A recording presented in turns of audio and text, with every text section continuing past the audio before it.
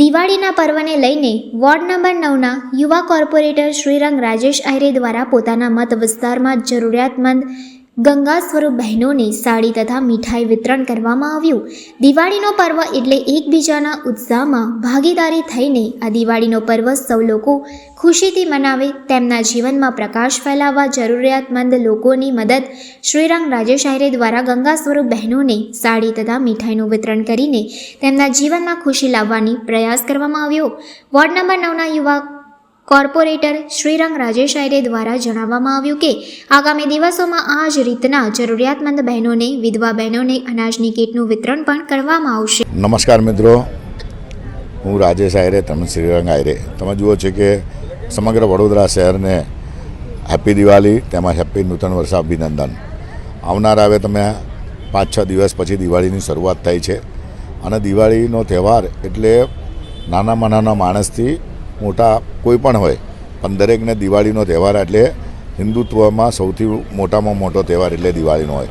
દરેકને એક આશા હોય કે આ દિવાળીના દિવસે અમે કંઈ ને કંઈક થાય તો ભગવાનની દયાથી જ્યારે અમને ભગવાને બધું જ આપ્યું હોય એટલે વિસ્તારના લોકો હર હંમેશા અમારી જોડે સુખમાં અને દુઃખમાં અમારા માટે કંઈ પણ કપરા સમય હશે, અમારા ઇલેક્શનનો સમય કે કોઈ પણ સમયમાં એ હર હંમેશા અમારી સાથે રહેતી।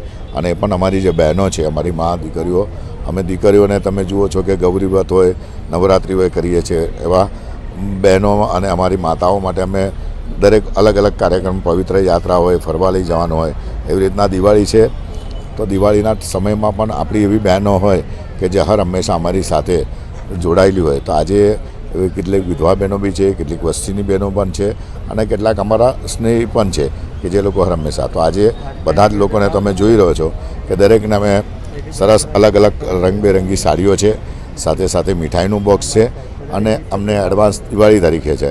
અને થોડાક અઠવાડિયા પછી અમારા વિસ્તારમાં જે પણ જરૂરિયાતમંદો છે, વિધવા બહેનો છે, એ લોકોને પણ અમે આપના માધ્યમથી દરેક જે લોકો હોય જરૂરિયાતમંદોને અમે અનાજની કીટ પણ આપવાના છે।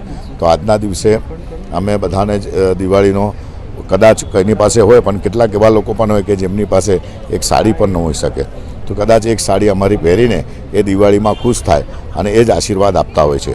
તો એક દિવાળીનો અમે દર વર્ષે અમે અમારા વિસ્તારમાં 5 થી 10 હજાર લોકોને મીઠાઈના બોક્સો પણ આપીએ છીએ અને સાથે સાથે સાડીઓનું પણ વિતરણ કરીએ છીએ અને જરૂરિયાતમંદોને અનાજનું વિતરણ કરે છે।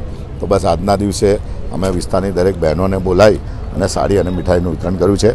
ભગવાનને કરીએ કોઈ પણ એક દીવો એવો ના હોય કે જેમના ઘરે દીવો ન પ્રગટે, દરેકના ઘરે દીવો પ્રગટાય અને એ બી અંધકારમાં જ એક દીવો આપણે પ્રજ્વલિત કરે તો એ સાચી પ્રકારની સાચી દિવાળી ગણાય। તો બસ આજના દિવસે બધાને દિવાળીની શુભેચ્છા અને બહેનોને મીઠાઈ અને સાડીઓનું વિતરણ કરે। જ્યારે સૌથી મોટો તહેવાર અને જેની અંદર આપણે વાત કરીએ કે દિવાળીનો તહેવાર જ્યારે નજીક આવી રહ્યો છે, તો દિવાળીના તહેવાર નિમિત્તે વડોદરાના તમામ નગરજનોને આજના દિવસે હું શ્રીરંગ આહિરે દિવાળીની નિમિત્તે તેમને ખૂબ ખૂબ શુભેચ્છા પાઠવું છું। સાથે નૂતન વર્ષ અભિનંદન પણ તેમને નૂતન વર્ષની પણ ખૂબ ખૂબ શુભેચ્છા પાઠવું છું। ત્યારે અમારા વિસ્તારની અંદર વર્ષોથી જે બહેનોએ, જે માતાઓએ, જે વડીલોએ અમને ભરપૂર મતોથી અમને જ્યારે જીતાડ્યા છે, એ તમામ માતાઓ, બહેનોનો અને વડીલોનો અમે ખૂબ ખૂબ આભાર માનીએ છીએ। એવી જ રીતે દર દિવાળીના નિમિત્તે અમે દરેક અમારા જે કાર્યકર્તા હોય છે એમના ઘરે ઘરે મીઠાઈઓ પહોંચાડીએ છીએ। એવી જ રીતે વિસ્તારની જે માતાઓ, બહેનો હોય છે તેમને આજના દિવસે અમે અમારા થકી અહીંયાથી તેમને મીઠાઈઓ અને સાડીઓનું વિતરણ કર્યું છે। સાથે આવનારા દિવસની અંદર 4 થી 5 દિવસની અંદર અમારા ત્યાં આવીને જે પણ પોતાના નામ રજિસ્ટ્રેશન કરાવીને જશે એ તમામ લોકોને અમે અહીંયાથી અનાજની જે જરૂરિયાતમંદ હશે તે લોકોને મારા માધ્યમથી, કે જે લોકોએ મને ભરપૂર મતોથી જીતાડ્યો છે, કે જે સૌથી વધારે જ્યારે ગુજરાતની અંદર હાઈએસ્ટ મતદાન સાથેનું મારું જ્યારે વોટિંગ થયું હોય અને એ વોટિંગની સાથે જે પણ લોકોએ મારા પર પ્રેમ રાખ્યો છે એ તમામ લોકોનો હું ખૂબ ખૂબ આભાર માનું છું। અને એવી જ રીતે આ દિવાળી નિમિત્તે જે પણ જરૂરિયાતમંદ જે બહેનો છે, માતાઓ છે, તેમને અહીંયાથી અનાજનું વિતરણ પણ મારા માધ્યમથી કરવામાં આવશે। એટલે જે પણ લોકો જોડાવા માગતા હોય તે અમારા કાર્યાલય પર આવીને અહીંયા તેમનું નામ નોંધાવી જઈ શકે છે। સાથે ફરીથી એક વખત વડોદરાના તમામ નગરજનોને, ખાસ કરીને વિસ્તાર વોર્ડ નંબર 9ના તમામ માતાઓ, બહેનો અને વડીલોને અને નાના ભૂલકાઓને હું દિવાળી નિમિત્તે તેમજ નૂતન વર્ષ નિમિત્તે ખૂબ ખૂબ શુભેચ્છા પાઠવું છું।